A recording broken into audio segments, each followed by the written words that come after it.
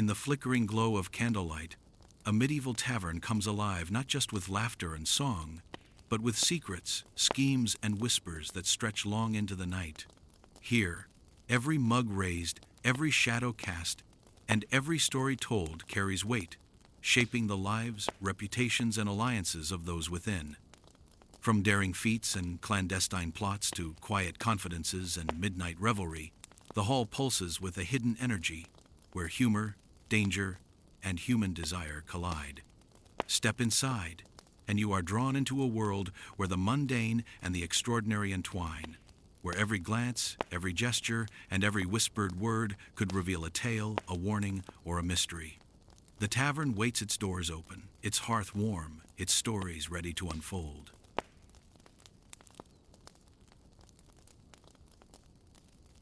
As the sun dipped below the thatched rooftops in the year 1347, the village of Dunwich in Suffolk began to shift from the labor of the day to the quieter rhythms of evening. Fields, plowed and sown by the rising generation of peasants, had been abandoned as the last shafts of light faded across the uneven earth. Blacksmiths hammered at the gates and tools, their muscles straining in the final moments before dusk. Carpenters in small workshops swept shavings from oak and elm floors, while apprentices carried the last bundles of timber inside. Women emerged from cottages with vessels of water, settling into the routine of evening chores, washing, mending, and tending to the few animals that remained outside. Smoke rose from chimneys, mingling with the smell of damp earth, and the faint tang of salt from the nearby coast drifted through narrow lanes. In every village across England and the broader continent, one building drew the evening crowd like a magnet: the tavern. At Dunwich, the structure was a timber-framed hall, its walls darkened by centuries of smoke and soot, the heavy beams sagging slightly in the center. The roof, thatched with reeds, rustled as the wind brushed across it, and narrow windows glimmered with the faint flicker of oil lamps. The uneven stone and dirt floor bore the marks of generations of travelers and villagers alike, ruts and pits carved by horses, carts, and the boots of those who had passed before. The hearth at the center dominated the main room, a pit of glowing embers that cast long shadows and filled the hall with the sharp scent of burning wood and charred meat. As the early night drew closer, villagers began to gather. Laborers set aside their shovels and tools, leaning against posts as they shared news from neighboring settlements, or the briefest rumor of tax levies from the local lord in Norwich. Traders brought small packages of fabric, salted fish, or coarse pottery, hoping to sell before the night ended, while itinerant craftsmen displayed their wares and offered demonstrations of skill. In the corners, children skulked with the curiosity of youth, watching the older patrons, learning the patterns of social exchange that would one day define their own adulthood. The tavern was more than a place to drink. It functioned as the village's social nucleus. News from distant markets arrived here first, carried by the rare traveler or merchant passing through. Messages from the Lord's steward, notices of upcoming feasts or punishments, and word of disputes over land or livestock were all discussed openly among those who were willing to listen. Gossip spread with as much speed as the ale, and disputes were often settled informally through conversation, threats, or demonstrations of strength. Ale and bread were rarely enough to keep the patrons satisfied. Information, influence, and alliances were the true currency of the evening. By the hour of vespers, the tavern's interior had filled with the low murmur of voices and the clatter of wooden mugs. Smoke from the hearth hung thick in the rafters, mixing with the aromas of roasting meats, fermented grains, and a faint tang of herbs used in small potions or simple remedies. The hostler, known in local records as Edmund of Dunwich, patrolled the room, calling out debts and monitoring behavior. His authority was recognized both by the villagers who depended on his ale and shelter, and by the occasional passing knight or merchant who might find themselves compelled to respect local custom. Alewives carried trays of foaming ale and bread, their hands steady despite the bustle, wary of the occasional disorderly patron who could turn a cheerful evening into a brawl. Outside, the last colors of sunset bled into the sky, the village church bell tolling faintly in the distance, marking the slow passage from day to night. Inside, candles flickered in iron sconces, illuminating the rough-hewn faces of men and women who had labored for sunup and would rise again before the dawn. The tavern, both hearth and hall, had become a gathering place for the community, a place where the rhythm of daily work gave way to the subtler, often unpredictable currents of human interaction, gossip, and negotiation, and where the night's events, both mundane and extraordinary, would unfold in ways that were never entirely predictable.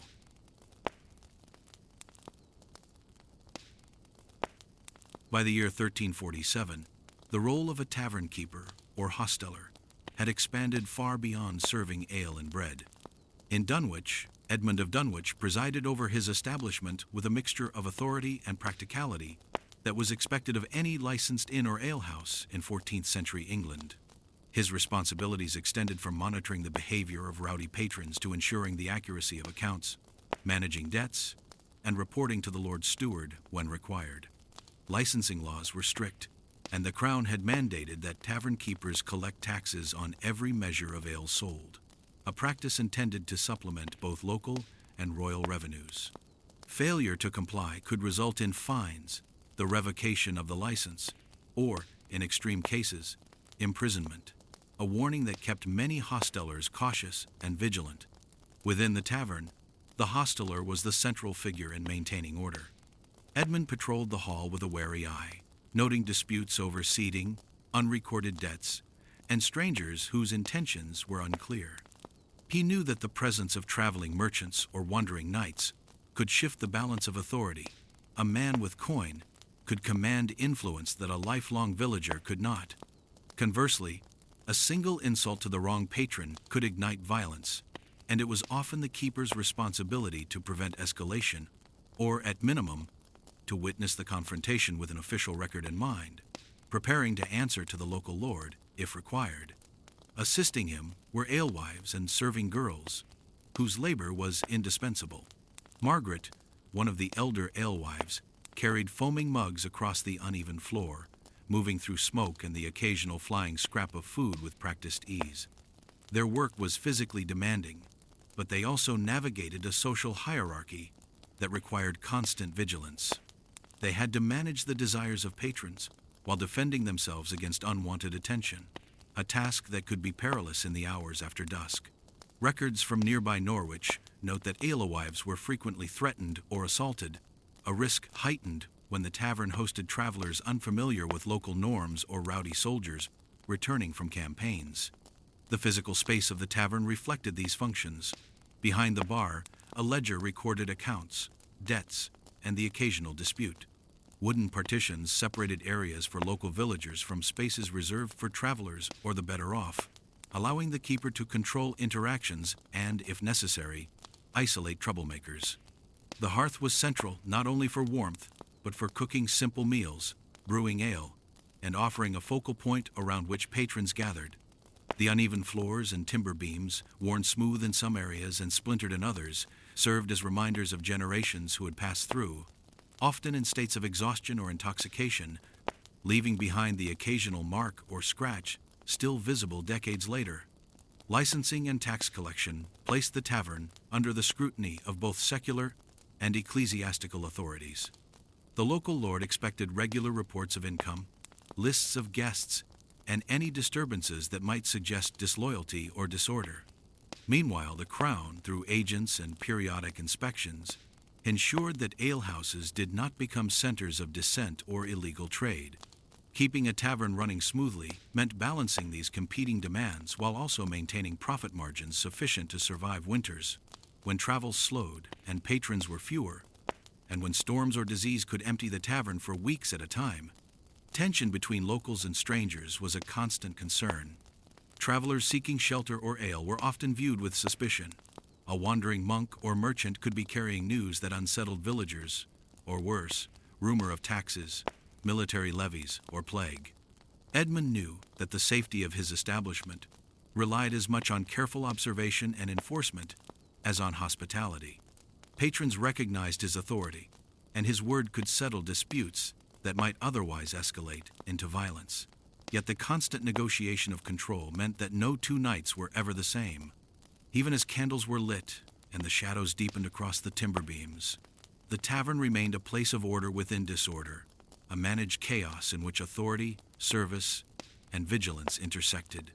The hostelers' presence, the careful movement of alewives, and the observant eyes of senior villagers created a framework that allowed the village to gather, exchange news, and conduct trade, all while contained within the smoky, uneven walls that had seen generations of nightly gatherings, each visitor leaving a subtle mark on the ongoing life of the tavern.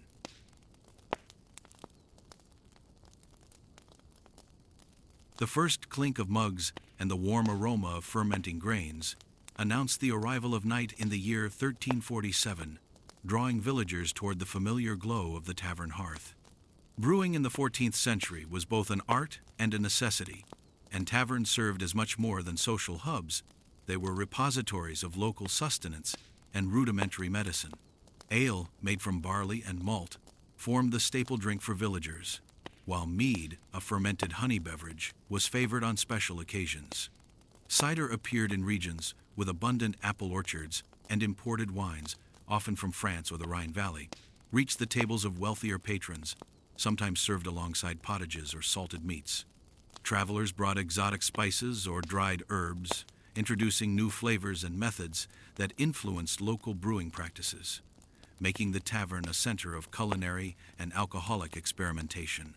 In towns like Ipswich and Norwich, tavern keepers recorded arrivals of foreign wines in ledgers, noting cost and quality for future reference. The process of brewing was labor-intensive. Barley was first soaked, germinated, and dried to produce malt, which was then boiled with water and occasionally herbs for flavor. Fermentation relied on wild yeasts, a method that made each batch unpredictable. Storage occurred in wooden barrels, often kept in cool, dark corners of the tavern or in separate cellars. Records from York in the 1350s note that improper fermentation frequently caused bouts of sickness, and in 1349, a poorly brewed batch of ale reportedly poisoned more than a dozen villagers, highlighting the dangers inherent in the craft. Taverns had to balance quantity and quality, as a hosteler depended on keeping patrons satisfied and healthy enough to return. Apprentices or family members often assisted, learning both recipes and timing needed to prevent spoilage. Taverns also functioned as informal pharmacies. Bitters, herbal infusions, and spiced wines were offered to treat ailments ranging from indigestion to fever. Sage, thyme, and wormwood were common additives, and alewives prided themselves on knowing which herbs could calm a cough or strengthen the constitution. While efficacy varied, patrons relied heavily on them, especially in winter months, when professional physicians were scarce or costly. Brewing and medicine intersected in ways that blurred lines between nourishment and treatment. Ale or mead was sometimes infused with anise, fennel, or other botanicals to ease pain or encourage sleep. Vinegar and honey mixtures were served as a digestive aid, a practice documented in household records from Suffolk. The distinction between beverages was significant. Ale, weaker than modern beer, could be consumed in large quantities without immediate intoxication. Stronger meads and wines were reserved for celebratory gatherings or visiting nobility. Tavern ledgers from Ipswich in 1346 show that a single measure of imported wine could cost more than a day's wage for a laborer, reinforcing social hierarchies.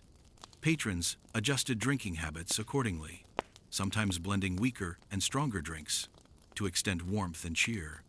Merchants traveling from city to city often shared new recipes, spreading both innovation and risk. Taverns became informal centers for experimentation, where brewing techniques were tested and information passed along trade routes. Yet not all beverages were safe.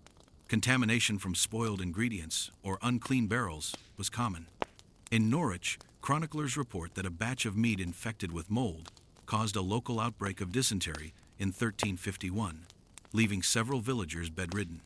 Tavern keepers developed practical skills for detecting spoilage, relying on taste, smell, and visual cues. Patrons might also unknowingly consume concoctions laced with herbs capable of mild hallucinations or fainting, and these incidents were recorded in parish registers to guide future keepers. Some hostelers kept separate casks for medicinal brews, clearly marked to avoid accidental consumption. By nightfall, the tavern was alive with the scents of malt, honey, and herbs, and the hall rang with conversation and laughter. The tavern's role as provider of sustenance and relief, whether for hunger, thirst, or minor ailments, cemented its place at the heart of medieval village life, drawing peasants, travelers, and local notables under a smoky roof where ale, mead, and potions flowed in equal measure, sustaining bodies and shaping the rhythms of nocturnal social life. The hall remained a center of knowledge, trade, and innovation, where practical skill met social necessity, ensuring each evening continued the delicate balance between nourishment, medicine, and communal gathering.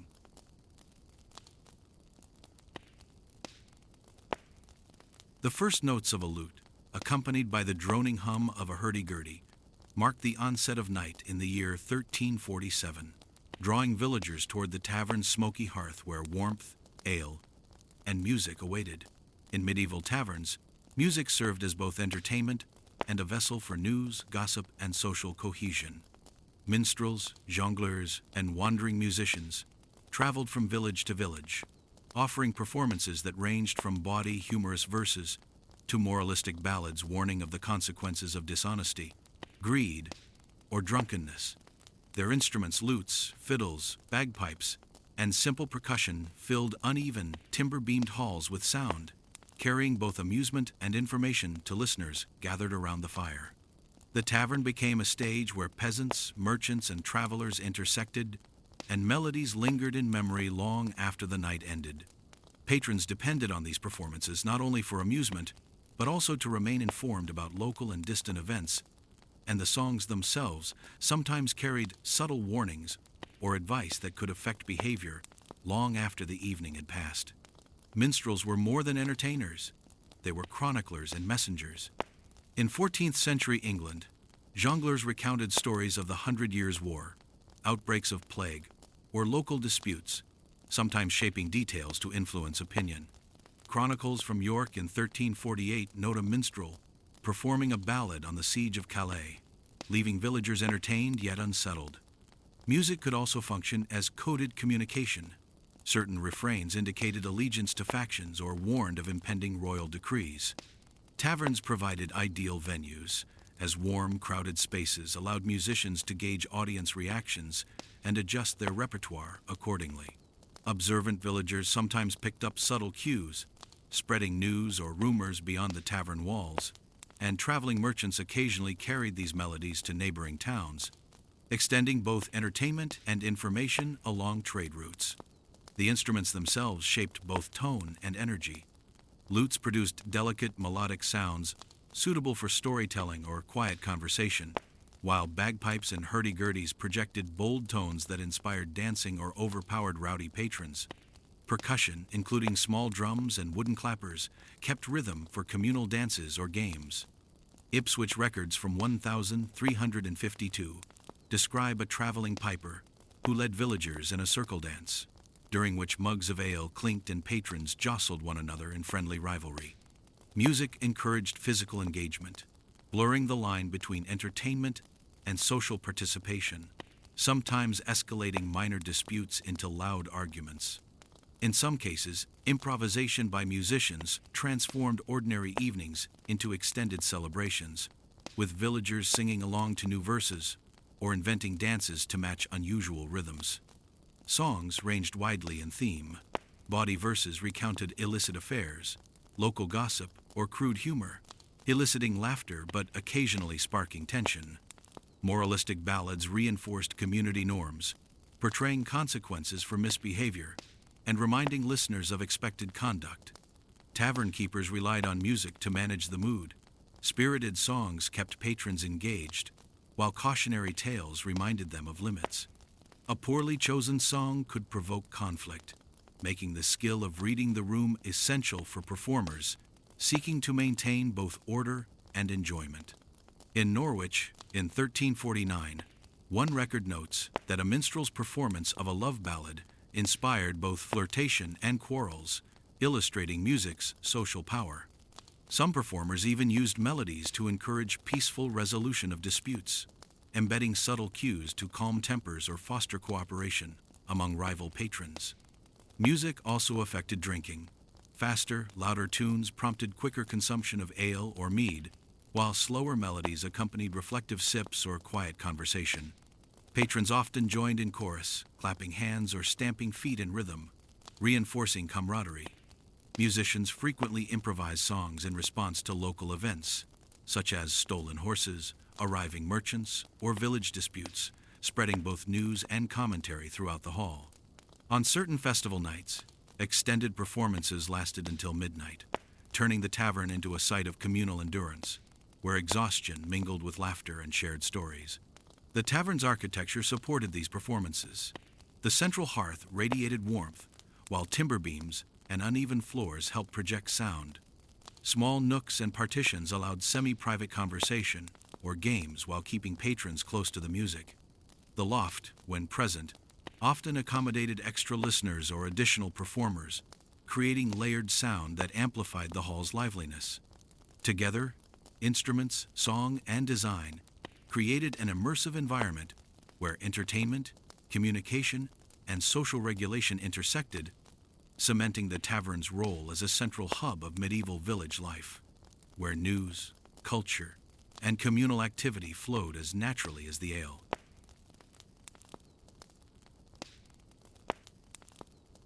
The clatter of dice and the murmur of low voices filled the tavern as dusk settled over the village in the year 1347, drawing peasants, laborers, and tradesmen toward the lower tables where games, gossip, and debates unfolded. These tables were the heartbeat of the tavern, a place where the humblest villagers could gather, share news, and escape the labor of fields and workshops. Unlike the upper areas reserved for wealthier patrons or travelers, the lower tables offered a space dominated by familiarity, where social hierarchies were relaxed and humor, bravado, and competition took center stage. The uneven boards bore the marks of countless elbows, mugs, and the occasional flying coin, each groove and stain a testament to nights of human activity, and the walls themselves seemed to echo with laughter, grumbling, and the occasional curse as games grew heated. Games were central to the nightly rhythm. Knucklebones, early forms of dice, and rudimentary cards provided entertainment and frequently wagers. Villagers staked pennies, scraps of cloth, or even a chicken in spirited contests, turning trivial games into serious business. Chroniclers in Norwich note that in 1348, a heated dice game resulted in a minor brawl, demonstrating how quickly leisure could shift into conflict. The lower tables were also sites of storytelling and debate, where tales of local misdeeds, hunting exploits, or personal grievances circulated freely. Villagers often exchanged advice, bragged of small victories, or shared rumors of tax increases and troop movements, blending amusement with practical concerns. In the crowded tavern, voices rose and fell with the ebb and flow of ale, sometimes fostering laughter, sometimes sparking disputes that required intervention from the hosteler. Drinking rituals intertwined with gameplay, ale and mead flowed continuously, often in large mugs that left patrons spilling over the edges, creating slick patches on the worn floors. Observers from above noted that the lower tables were sites of boisterous drinking culture, where camaraderie mixed with challenge and occasional intimidation. Villagers performed informal tests of endurance, drinking contests that measured both fortitude and tolerance. Historical accounts from Suffolk in the 1,350 seconds describe a night when 4 men, in a wager, consumed nearly 2 gallons of ale each, collapsing into laughter and groans as the tavern watched. The hosteler carefully noting debts and behavior in his ledger. Occasional singing and shouting accompanied these displays, creating a lively and often overwhelming atmosphere for anyone passing through. Fights and brawls were an expected feature. With law enforcement scarce and parish constables slow to intervene, physical confrontation became a form of social regulation. A pushed elbow, a shouted insult, or a disputed wager could escalate rapidly, and the lower tables were where such tensions most often surfaced. In Ipswich, records from 1349 recount a tavern fight over a game of knucklebones that resulted in a broken chair, a severed ear, and several bruised egos, reminding villagers that even in play, social rules and personal pride carried weight. These incidents were rarely fatal, but left lasting impressions and reinforced the tacit codes of conduct among patrons. Yet the lower tables were not only spaces of conflict, they fostered alliances, gossip networks, and informal communication. News of taxes, harvest yields, and royal decrees often reached villagers first through these tables, as traveling laborers and merchants shared information in hushed tones. The tavern provided a rare opportunity for commoners to negotiate disputes, plan work, or simply enjoy a sense of collective belonging.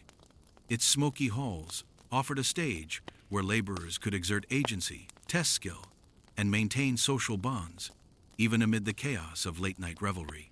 Children or apprentices sometimes observed from corners, learning the subtleties of negotiation, betting, and social maneuvering. By nightfall, the lower tables buzzed with activity, a mix of games, drinking, and heated conversation. The combination of competitive play, storytelling, and ale created a lively ecosystem in which villagers exercised both social intelligence and physical endurance.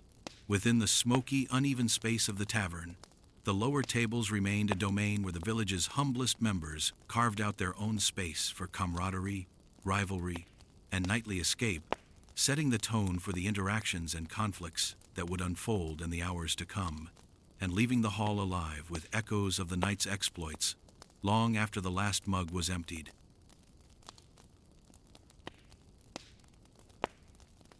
The soft glow of the tavern's hearth illuminated the arrival of travelers cloaked in leather and chainmail, their presence marking the shift from common revelry to the uneasy mixture of wealth, power, and danger in the year 1347.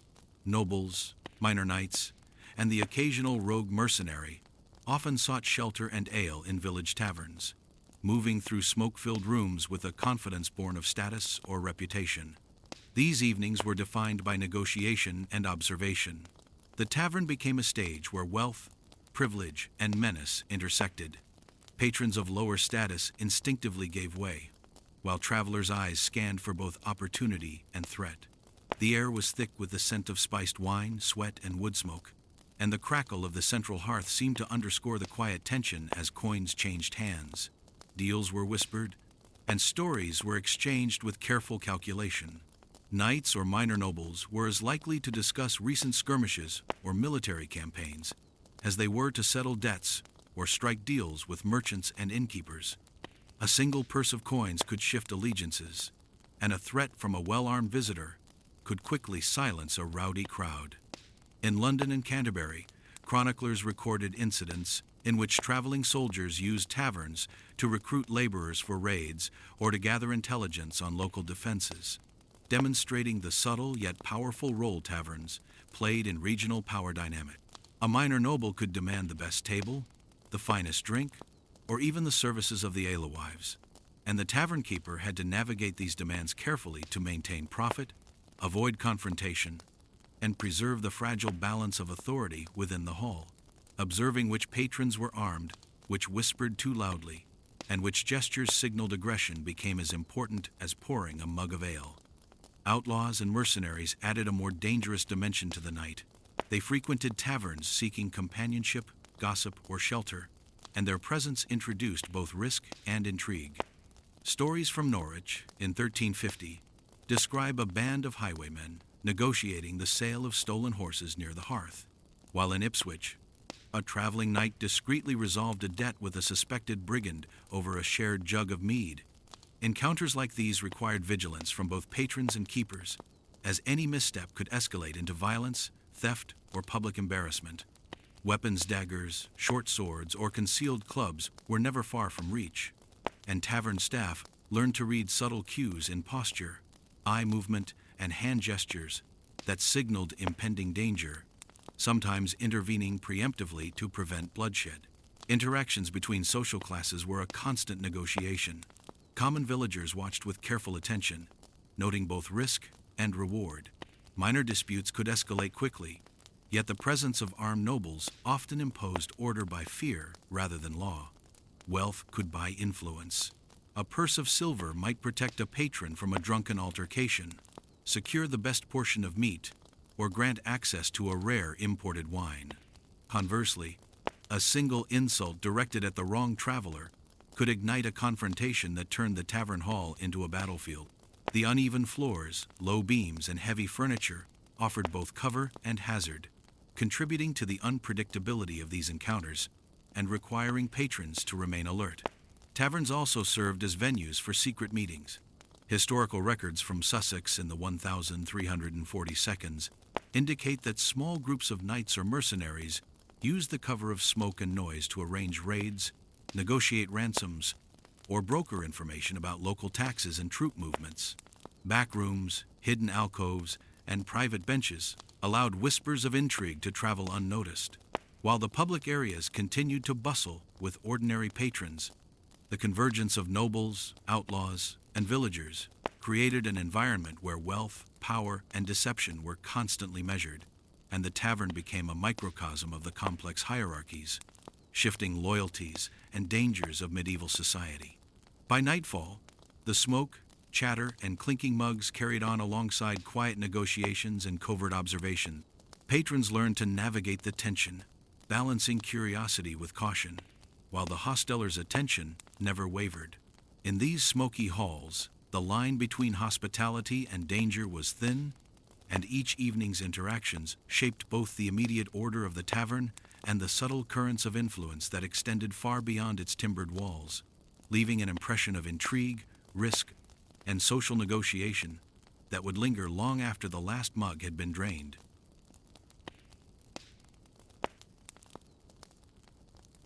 The flicker of candlelight threw long, wavering shadows across the tavern walls in the year 1347, revealing corners where hushed voices and furtive glances spoke of secrets too dangerous to share in the open.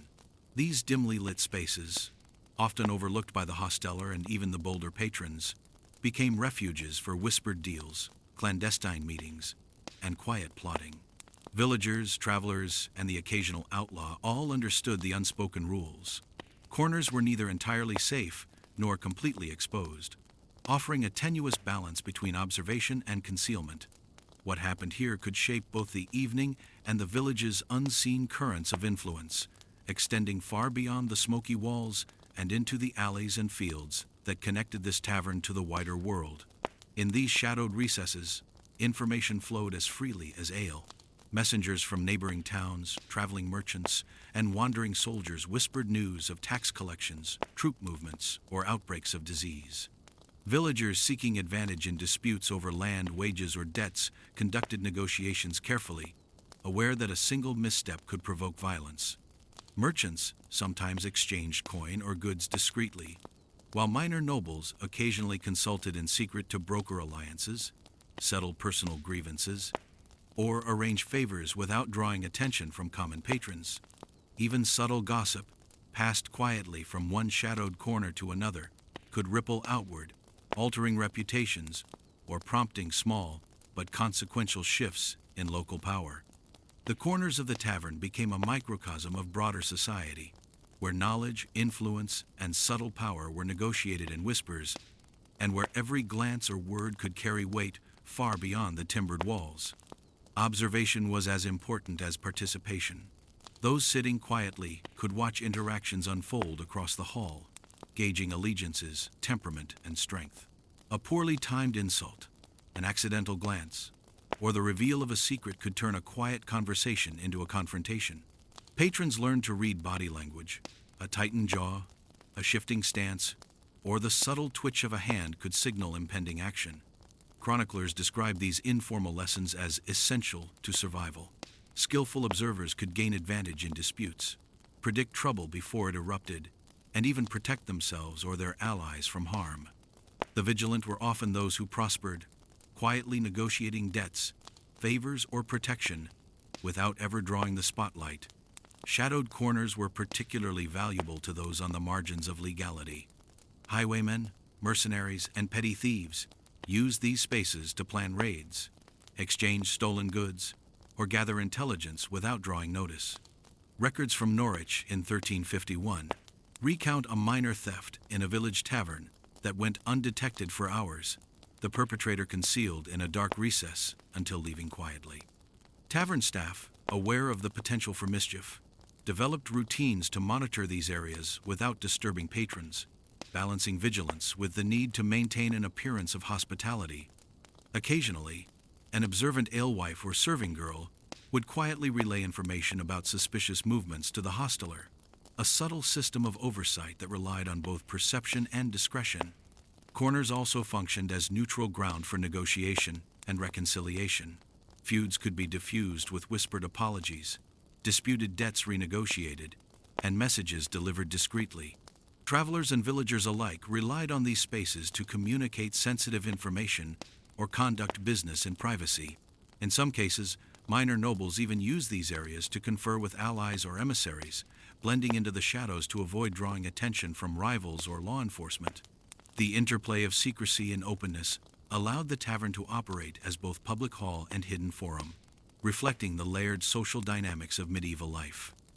By nightfall, shadows deepened, enveloping these hidden spaces in near-complete darkness, while the main hall continued to roar with laughter, music, and argument. The corners remained alive with quiet activity, a subtle, invisible layer of social life that profoundly influenced the village's interactions. In the constant play between light and shadow, visibility and concealment, the tavern functioned as more than a place for drink and cheer. It was an arena where power, knowledge, and survival coexisted.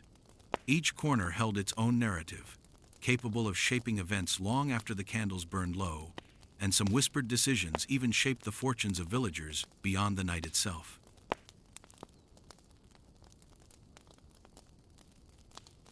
The savory scent of roasting meats, simmering pottages, and freshly baked bread heralded the evening in the year 1347, drawing villagers, travelers, and wandering soldiers alike to the tavern's smoky hearth.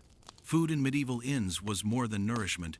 It reflected social standing, skill, and negotiation. Heavy wooden tables groaned under the weight of platters heaped with bread, cheese, salted fish, and roasted game. Laborers returning from the fields sought simple sustenance, while merchants and minor nobles expected quantity, quality, and occasionally a touch of extravagance.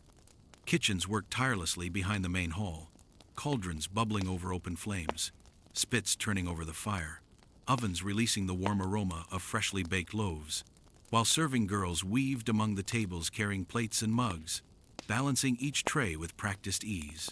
Occasionally, musicians provided accompaniment, the soft strumming of lutes or tapping of simple percussion mingling with the clatter of dishes and laughter, enhancing the immersive atmosphere. Preparation demanded both experience and coordination. Alewives and kitchen hands juggled multiple tasks, stirring thick pottages, attending spits, baking bread, and ensuring the timing of each dish aligned with the ebb and flow of patrons. Ingredients came primarily from local sources: barley for bread, seasonal vegetables, salted meats, and freshwater fish from nearby rivers and ponds. Records from Norwich in the 1350 seconds note that taverns occasionally purchased game such as venison, rabbit, or fowl from local hunters, supplementing their daily supplies. Presentation mattered. Even simple fare was arranged to appear abundant and appetizing, demonstrating the skill and care of the kitchen staff. The staff also maintained the fires, replenished coals, and ensured that smoke did not overwhelm the hall, a constant balancing act requiring attentiveness and experience. Additional helpers carried extra utensils, refilled water jugs, and prepared herbs and sauces, their work largely invisible, yet essential to the smooth operation of the evening. Distribution reflected hierarchy. Wealthy patrons and visiting nobles received the finest cuts, often accompanied by imported spices, while common villagers were given standard portions. Even among the lower tables, subtle distinctions were evident. Frequent or respected patrons might receive extra servings, while newcomers or debtors waited their turn. Ipswich records from 1348 describe disputes over rationing during times of scarcity, highlighting the careful balance between fairness, custom, and the tavern's authority. How food was allocated was as much a social act as it was practical, with alewives mediating disagreements and observing the unspoken etiquette that governed sharing and portioning.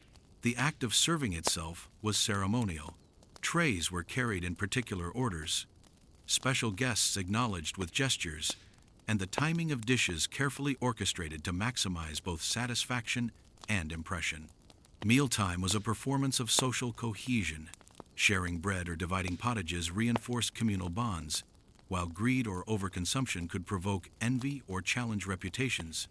Meals often accompanied drinking, games, storytelling, and negotiation, creating a dynamic ecosystem of social and culinary interaction. Special dishes, such as spiced pottages or honeyed cakes, marked festive occasions or honored distinguished guests. Kitchen staff adjusted quantities and timing based on both the number of patrons and the hierarchy present, blending efficiency with the expectations of medieval hospitality. In addition, tavern spaces were occasionally used for informal celebrations, such as christenings, local victories, or seasonal festivals, where the preparation of larger quantities tested both skill and organization. Seasonal changes dictated menus. Winter called for hearty stews and preserved foods, while summer allowed fresh vegetables and herbs to enhance flavor. Taverns sometimes acted as informal markets. Surplus bread, cheese, or ale could be sold or traded, providing income to staff and local suppliers. Alewives and cooks carefully managed spoilage, understanding that tainted or poorly prepared food could provoke illness, dissatisfaction, or reputational damage. The constant attention to hygiene, flavor, and presentation underscored the tavern's role as a center of both nourishment and social expectation. By nightfall, tavern tables overflowed with platters, mugs, and bowls, the combined aromas of roasting meats, baked bread, and simmering pottage filling every corner. Patrons ate, drank, laughed, argued, or whispered deals in shadowed nooks, their appetites and ambitions equally engaged. The tavern became a theater of sustenance, where food reflected not only practical need, but also status, skill, and human desire. Its hearth offered warmth, yet the deeper reward lay in the subtle negotiations and social currents that each meal ignited, shaping village life far beyond the evening supper.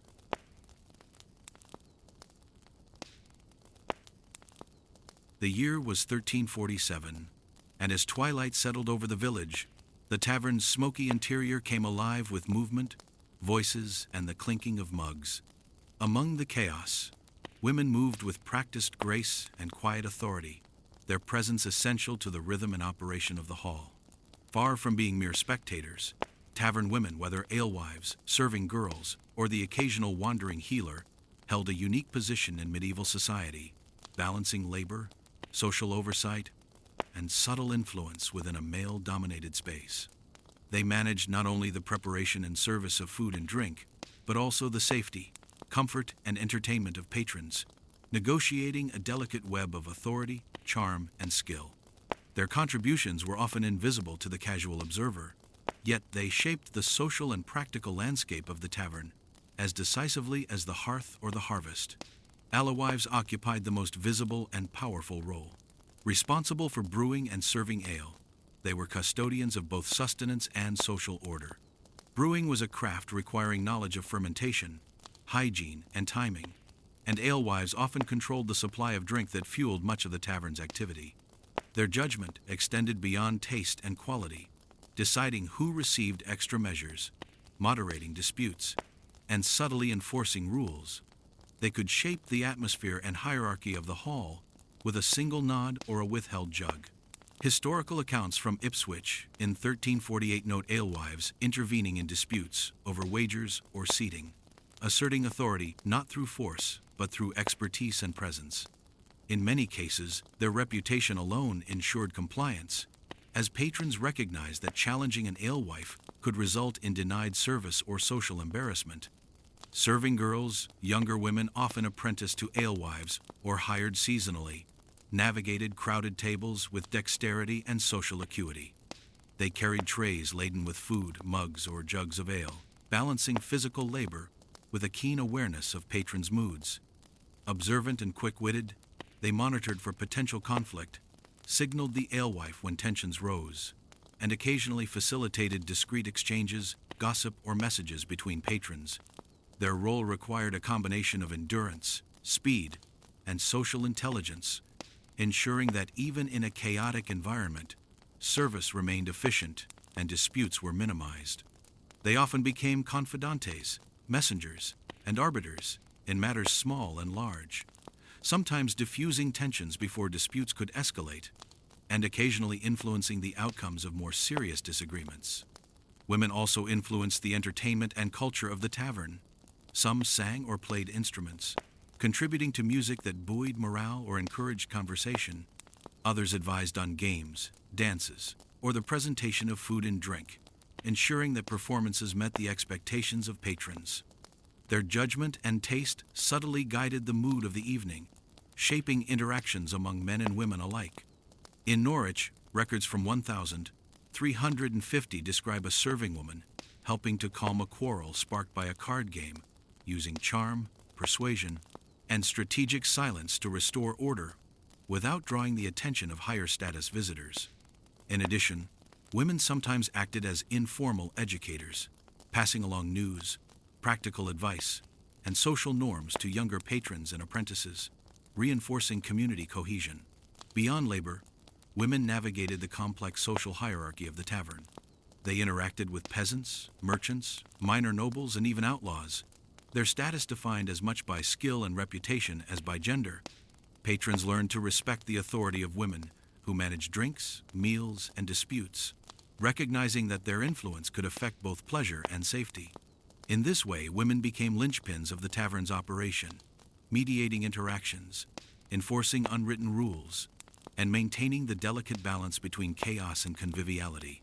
Their presence ensured that the tavern functioned as a place of both sustenance and subtle social negotiation, where information, behavior, and entertainment intertwined seamlessly. By nightfall, women remained central to the life of the tavern, moving between hearth and table, kitchen and hall, negotiating, observing, and serving with quiet authority. Their labor and social intelligence ensured that the tavern functioned not only as a place of nourishment and entertainment, but also as a microcosm of the village itself, a space where skill, influence, and social acumen could alter events, guide behavior, and shape the nightly rhythms of medieval life. They maintained order, encouraged community, and ensured that the tavern's pulse remained steady, a constant amid the smoke, music, and clamor of the evening.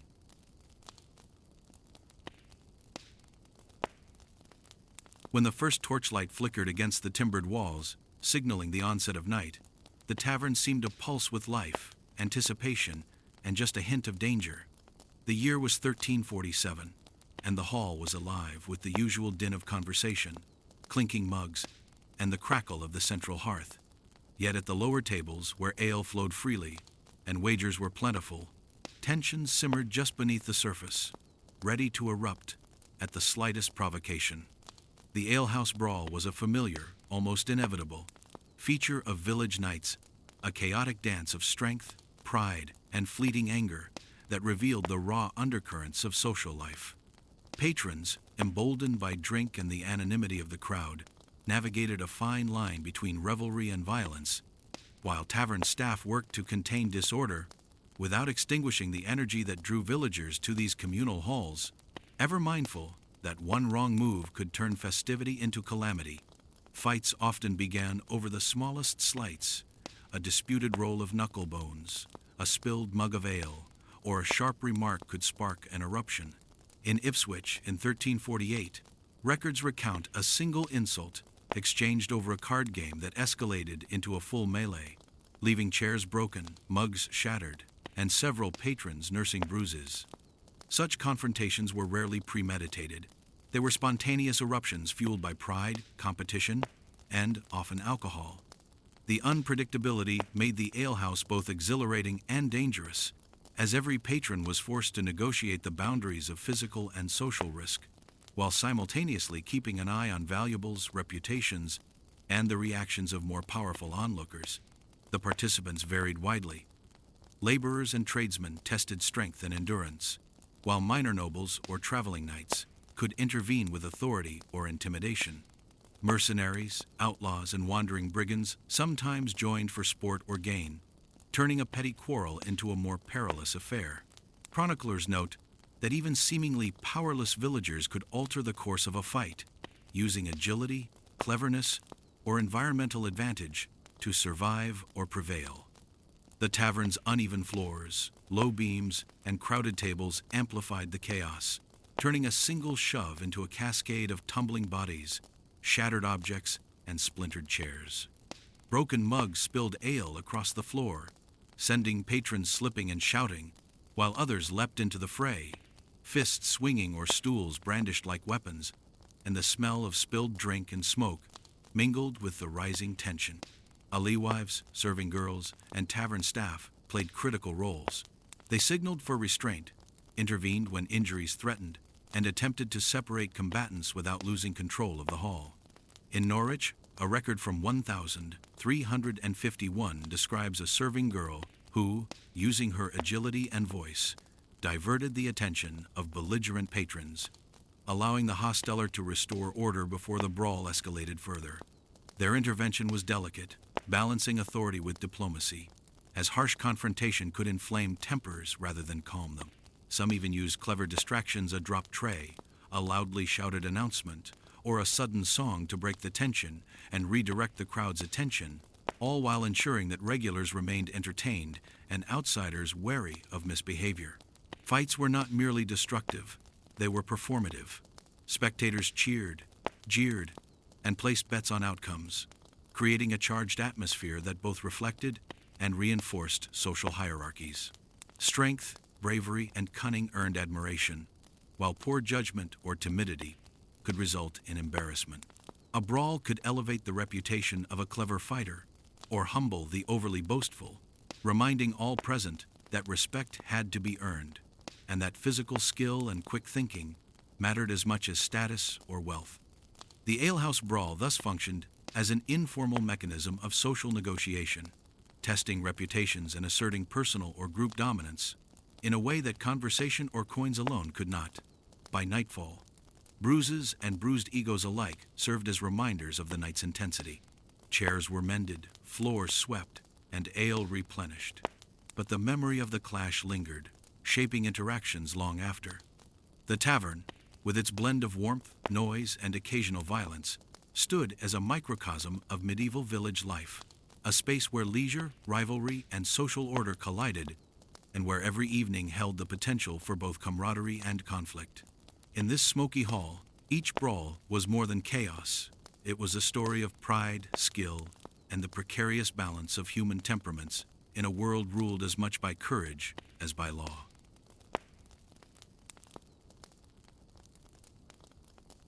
A single spark of candlelight flickered across the tavern walls, and suddenly every eye in the hall was drawn to the hearth, where shadows and whispers promised secrets, gossip, and tales meant to thrill, warn, or amuse. The year was 1347, and as darkness settled over the village, the tavern's smoky interior pulsed with life, the clatter of mugs, footsteps, and murmured conversation giving way to the magnetic pull of storytelling. Patrons huddled near the fire, mugs in hand, while the flickering light painted their faces with both warmth and intrigue. In these moments, when the usual noise softened, tales claimed their place at the center of the hall, shaping both the evening's mood and the subtle social bonds between villagers, travelers, and the occasional wandering minstrel. The tavern became a theater of imagination, memory, and influence, where listeners became co-creators of the narrative, and every story carried weight beyond mere amusement. Even those seated at the farthest corners found themselves drawn into the rhythm, their imaginations painting scenes far beyond the smoky walls, connecting the mundane to the extraordinary, and allowing even the quietest onlooker to feel part of something larger than themselves. The subjects of these stories varied widely. Some recounted the daring deeds of local hunters or soldiers, narrating clever escapes, duels, or miraculous survival in vivid detail. Others were cautionary, warning of deceitful neighbors, unchecked greed, or the perils of pride. Traveling minstrels spun tales of far-off cities, plague, or mythical creatures, blending fact and exaggeration to captivate the crowd. Norwich records from 1349 describe a minstrel recounting the siege of Calais, drawing villagers into vivid visions of smoke, siege engines, and desperate defense, inspiring awe, fear, and admiration. Storytelling, thus, conveyed not only entertainment but subtle moral lessons, reinforcing communal norms and shaping reputations within the tavern walls. Some tales were humorous, drawing loud laughter from the crowd, while others lingered in the mind long after the final words were spoken, serving as warnings or inspiration, and providing a shared cultural touchstone that connected generations. In particularly long evenings, multiple storytellers might take turns, each building upon the last, weaving narratives that blended humor, tragedy, and local lore into a seamless tapestry of village life, and ensuring that no two nights ever felt entirely the same. Alewives and serving girls played an essential role in these performances. They watched audience reactions, encouraged participation, and sometimes nudged storytellers toward brevity. Patrons also contributed tales of personal exploits, gossip, or imaginative fictions that blurred reality with invention. Shadowed corners offered spaces for more private confessions, whispered rumors, or delicate negotiations, ensuring that stories traveled beyond the hall, influencing perceptions, disputes, and reputations long after the night ended. In some cases, these whispers became the origin of village-wide legends or gossip that shaped reputations for years, illustrating the subtle power of narrative in shaping social dynamics. The interplay between public performance and private exchange made the tavern a hub of both entertainment and information, where observation was as valuable as participation, and where the memory of a particularly gripping tale could linger for days in conversations and quiet reflections alike. The physicality of storytelling amplified its effect. Gestures, voice, and pacing drew listeners in, while props, stools, mugs, knives illustrated key moments. Patrons responded with laughter, gasps, or applause, creating a rhythm of shared experience. Tales could calm tempers, provoke quarrels, or spark admiration for clever narrators. In this dynamic environment, skill, wit, and credibility mattered as much as strength or status, and successful storytellers could earn respect, coins, or preferred seating. The interplay of humor, suspense, and moral instruction ensured that each story resonated differently with different listeners, leaving a layered imprint on the collective consciousness of the tavern. By nightfall, the tavern buzzed with layered narrative, heroic feats, moral warnings, gossip, and invented adventures. Each story contributed to the village's living memory, shaping understanding of events, reinforcing social hierarchies, and offering respite from daily labor. In candlelit halls, storytelling became more than entertainment. It was a vessel of community, imagination, and subtle influence. Every tale told, every laugh shared, and every secret whispered strengthened the web of connections that made the tavern a cornerstone of medieval life, where light, shadow, and voice converged to illuminate both human experience and social order.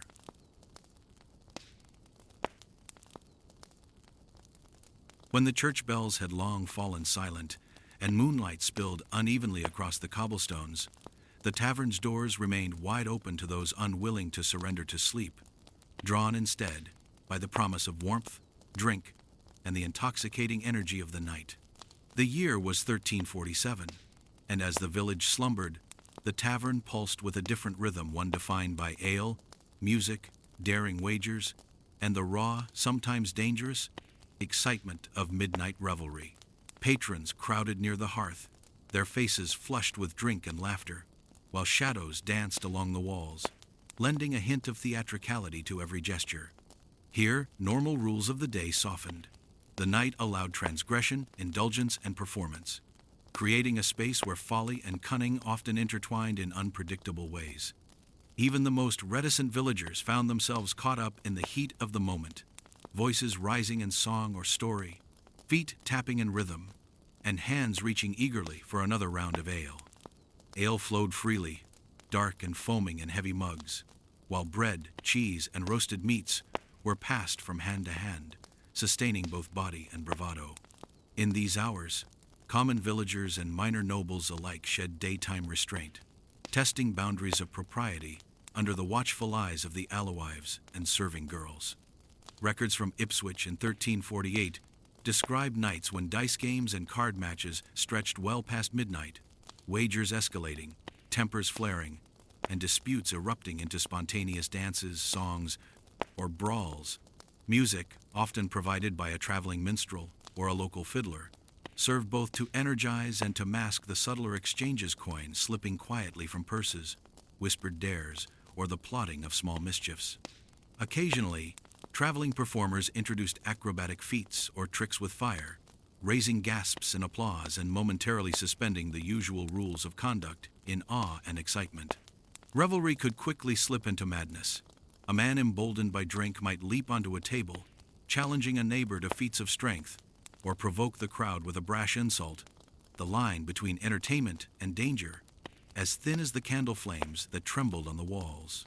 Norwich chronicles from 1349 recount an evening when a heated argument over a mislaid bet escalated into a full-blown chase around the hall, chairs overturned, mugs shattered, and laughter mingling with cries of alarm. The tavern became a stage, the patrons both audience and performers, improvising in a high-stakes drama of pride, daring, and intoxication, where every gesture could spark admiration, envy, or sudden conflict. Women in the tavern remained both observers and participants, guiding the flow of events with subtle gestures and quiet authority. Alewives monitored the pace of drinking, ensuring excess did not spiral into true danger, while serving girls moved among the crowd, redirecting tensions with charm, song, or timely distraction. In Norwich, a record from 1350 notes a serving woman who diverted a near riot by toppling a tray of mugs, prompting startled laughter that cooled tempers, restoring balance with a combination of wit, courage, and precise timing. These interventions highlighted the careful equilibrium required to maintain order while allowing revelry to flourish. By the heart of night, chaos and delight merged into a singular energy. Patrons sang bawdy songs, challenged one another to contests of strength, and spun tales that grew taller with every retelling.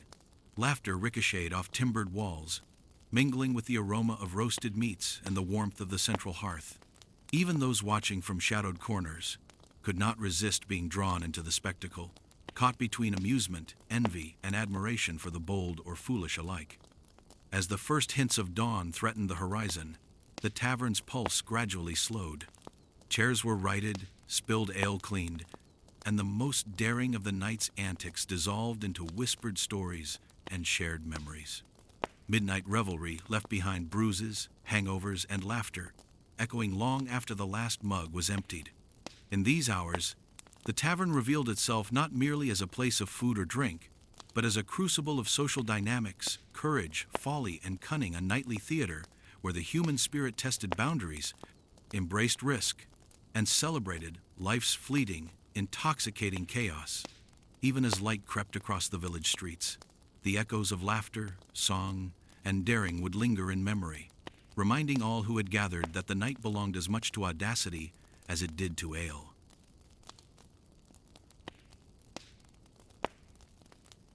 When the tavern doors slammed shut against the chill of evening, a shiver of anticipation ran through the hall, as though the warm light and lively chatter could not fully mask the secrets lurking in its shadowed corners. The year was 1347, and alongside the warmth, laughter, and storytelling, the tavern harbored darker currents pockets where crime, cunning, and desperation intersected under flickering candlelight. These were spaces where opportunity met boldness, and where the anonymity of a crowded hall allowed patrons to test boundaries without immediate consequence.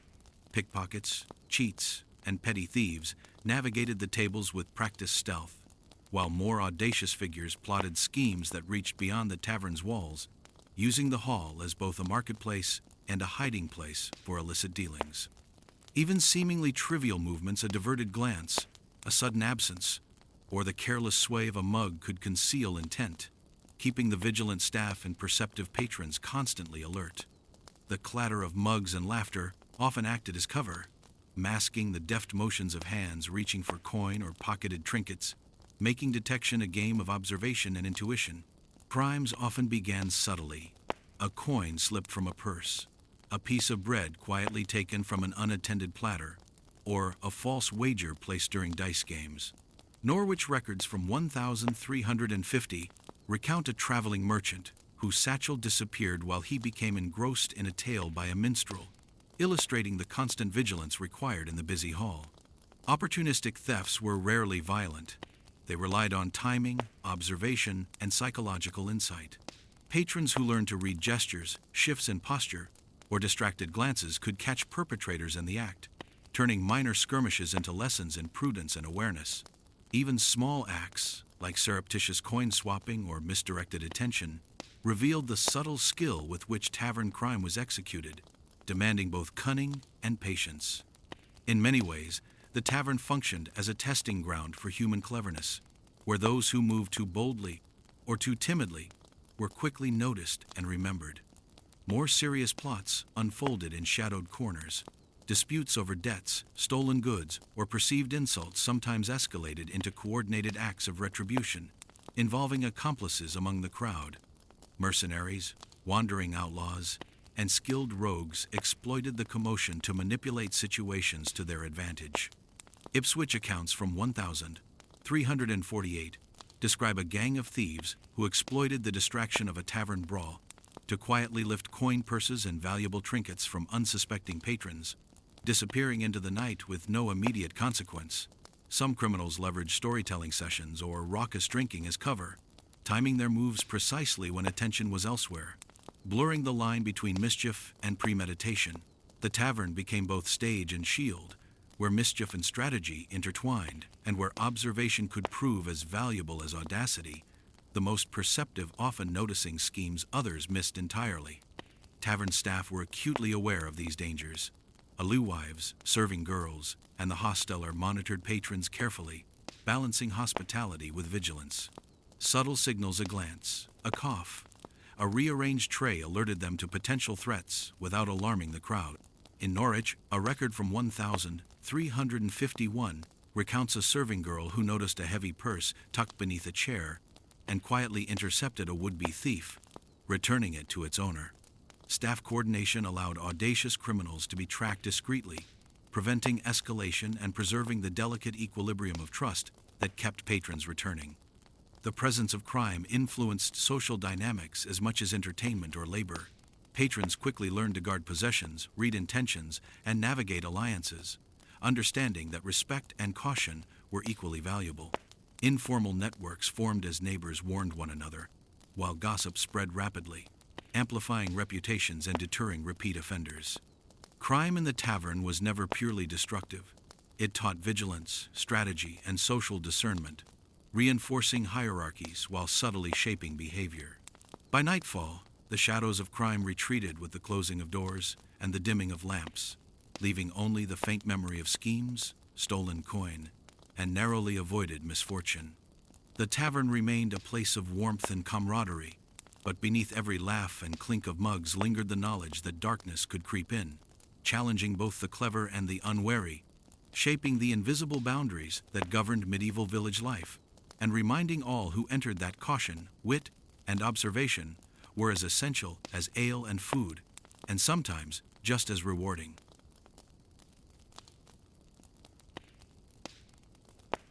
When the tavern lanterns flickered low, and the shadows lengthened across the timbered walls, a quieter, more intimate energy settled over the hall.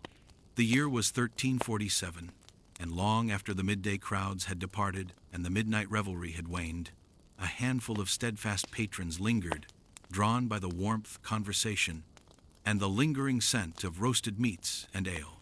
These last visitors, laborers who had labored late in the fields, travelers seeking shelter, and the occasional village elder formed the final rhythm of the evening, a slow and reflective cadence that contrasted with the earlier chaos. In these hours, the tavern revealed its subtler side, where conversations deepened, confidences were shared, and the night's earlier exuberance gave way to contemplation and the careful unwinding of social energies. Quiet laughter, soft murmurs, and the occasional clink of a mug became the soundtrack to reflection, while the fire's glow lent warmth to both body and mind. Even the faintest draft through the slightly ajar door seemed to carry a whisper of stories yet untold, blending with the aroma of smoked meats and spent ale. The remaining patrons often gathered near the central hearth, where embers glowed softly, casting a muted light across worn wooden tables. Alewives and serving girls moved more deliberately now, replenishing mugs and plates, quietly attending to lingering needs without the hurried efficiency demanded by crowds. Their presence was a gentle reminder that even as the night drew to a close, the tavern remained a space of vigilance, care, and subtle management. Norwich records from 1350 describe evenings in which the last handful of patrons would gather to recount the day's events, discuss village matters, or exchange information gleaned from travelers, transforming the hall into an informal council of observation and commentary. Occasionally, a patron would linger to discuss news from a distant town, a market dispute, or a recent accident in the fields, giving the alewives the dual role of listener and mediator, their discretion as valued as their skill in serving. Some patrons even lingered to enjoy the quiet music of the dying hearth, or to savor the final tastes of the night, prolonging a moment of calm and connection. Conversations in these hours were measured, often tinged with reflection, humor, or quiet mischief. Minstrels long retired to the corner would offer soft notes of music, while storytellers recounted earlier tales in hushed tones, emphasizing nuance and moral reflection rather than spectacle. Here, narrative served a new purpose, reinforcing community memory, preserving gossip, and subtly instructing listeners in the norms and expectations of village life. Ipswich accounts from 1348 mentioned patrons quietly negotiating debts or promises, sometimes with the alewife acting as mediator, her authority respected even in these smaller private moments. The softer hours allowed for debates, gentle teasing, and quiet camaraderie, as patrons shared personal stories that might never have been spoken aloud in the more crowded, raucous hours. The last patrons also revealed the interplay of trust and hierarchy that underpinned tavern life. Laborers conferred with minor nobles over debts, deals, or favors. Travelers shared news of distant towns, and neighbors exchanged quiet warnings or observations about the week's events. Every interaction, though understated, carried significance. The tavern, even when nearly empty, functioned as a crucible for information, where reputation, vigilance, and prudence remained as vital as any mug of ale. Small gestures, a nod, a lowered voice, a carefully timed sip conveyed meaning, reflecting the layered social rules that governed behavior long after the central fire had cooled. By the approach of dawn, even the last patrons drifted away, leaving the tavern silent, but not empty. Chairs rested where they had been set, mugs and plates cleaned or stacked, embers glowing faintly in the hearth. Alewives and serving girls completed their final tasks, closing doors against the chill of morning, while the memory of the night lingered in both air and mind.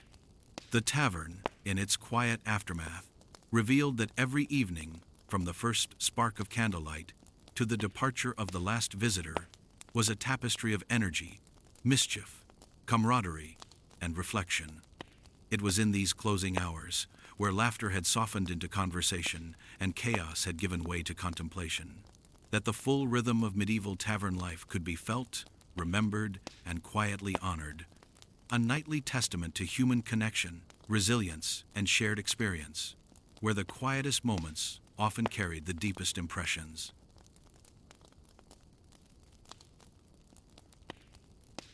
When the first pale fingers of dawn stretched over the thatched roofs and cobblestone streets, the village stirred with a gentle hush, as though reluctant to leave the lingering quiet of night. The year was 1347, and the tavern so alive with clamor, revelry, and whispered secrets hours before, now lay in the delicate light of early morning. Smoke from the hearth curled lazily upward, carrying faint traces of roasted meats, spilled ale, and the lingering warmth of countless bodies. The tavern, which had hosted the full spectrum of human experience through the previous night, now exhaled a calm, reflective energy, bridging the chaos of darkness with the ordered rhythm of the day. Dawn illuminated the timbered walls, the worn wooden beams, and the scattered mugs, revealing a hall that had been both arena and refuge, theater and confessional. Even the faint smell of charred wood and spilled ale seemed to tell the story of hours passed in laughter, conflict, and shared humanity, leaving an invisible imprint upon the hall itself, an enduring memory carried in scent and shadow. The first patrons of morning arrived slowly, feet still heavy from sleep, faces marked by dreams or the hangovers of nocturnal indulgence. Laborers set out to fields, tradesmen unlocked workshops, and traveling merchants prepared for markets, carrying with them remnants of conversation, wagers, and stories overheard in the night. Norwich records from 1349 describe villagers pausing at the tavern door, exchanging brief greetings or last morsels of information before departing, creating a subtle rhythm in which the tavern acted as both a threshold and a hub, a place to collect oneself before stepping fully into daylight labor. In these early hours, the tavern's role shifted from stage and crucible of social dynamics to a space of preparation, reflection, and communal continuity. Occasionally, a patron lingered a few moments longer, lingering over a steaming mug of ale, sharing a final joke or whispered story, ensuring the night's spirit lingered even as daylight advanced, and offering small comfort before the day's labors began. Inside, alewives and serving girls began the meticulous work of cleansing the hall, stacking mugs and plates, stoking the hearth to a gentle glow, and sweeping away the remnants of the previous night. Each gesture was deliberate, a blend of practicality and ritual that restored order while preserving the traces of human activity that had defined the tavern's pulse. Even the smallest details, the careful placement of a chair, the alignment of a wooden bench, or the polishing of a counter, spoke to an unspoken reverence for the rhythms of communal life. Ipswich accounts from 1348 note how careful attention to the hall's appearance signaled stability, respect, and trustworthiness, reassuring returning patrons that the space would remain a reliable anchor of village life. The air, still cool and fragrant with morning dew, carried faint echoes of the night's stories, laughter, and mischief. Patrons who lingered at tables murmured over plans, debts, or gossip, connecting the past night with the approaching day. Minor nobles discussed local matters quietly over a final cup of ale, while laborers shared observations from the previous day's work. In these moments, the tavern functioned as a bridge between the private and communal, the personal and civic, offering a space where the village's social, economic, and cultural threads intertwined seamlessly. Even the quietest exchange, a nod, a lowered gaze, a shared smile contributed to the invisible tapestry of connections that bound the community together. As sunlight strengthened, the village fully awakened, the tavern's doors swung open, and the first noises of daytime labor and trade filled the streets. Inside, the hall had transformed once again, cleansed yet marked by the night's passage, ready to resume its role as gathering place, marketplace, and theater of human experience. Dawn revealed that the tavern was never merely a structure of wood and hearth. It was a living organism, a reflection of the village itself, where energy, caution, wit, and camaraderie flowed in equal measure. From the first spark of candlelight to the quiet moments of sunrise, the tavern had embodied the heart of medieval life, a space of connection, resilience, and ceaseless human rhythm, forever standing as a witness to the ebb and flow of community, human folly, enduring tradition, and the quiet triumphs of everyday life.